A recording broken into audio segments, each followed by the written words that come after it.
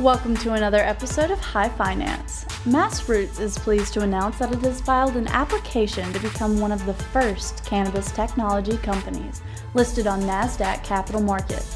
Last year, Massroots was one of the first cannabis-related companies to go public through a registration statement on Form S-1, as opposed to a reverse merger.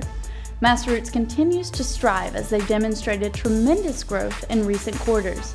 In the near future, the company intends to strengthen its corporate governance while taking other steps to meet the NASDAQ Capital Market's requirements. Even if all of the listed requirements are met, there can be no guarantee that Massroots' application to the NASDAQ will be approved. Grasshopper Staffing Inc. has announced the training of 70 candidates for Colorado's commercial cannabis industry. Grasshopper staffing candidates during the two-day course will be presented with an overview of the history of cannabis anatomy, threats to cannabis plants, cloning, transplanting, and trimming techniques. Once the candidates are familiar with the processes, they will receive hands-on training at the commercial grow sites. Grasshopper Staffing is dedicated to providing their candidates with a thorough education before presenting them to potential employers. Grasshopper also specializes in providing bud tenders, trimmers, janitorial, security, payroll, armored transporting, edible production, infusion, growing, and even web design.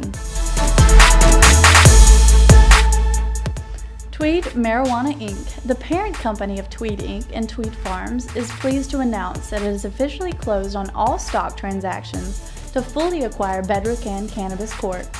The transaction has united the two strongest brands in Canadian cannabis under one roof.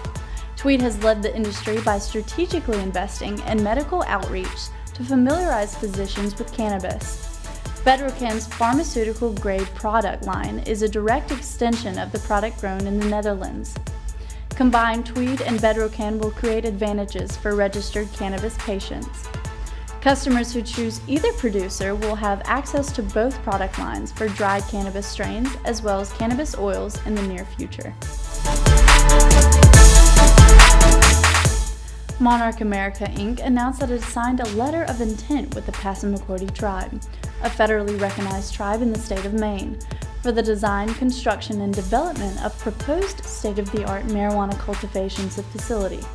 The parties intend to execute a management consulting agreement under which the Monarch America will design, engineer, and build out an existing 35,000 square foot structure located on the Passamaquoddy Tribal Trust land for marijuana cultivation.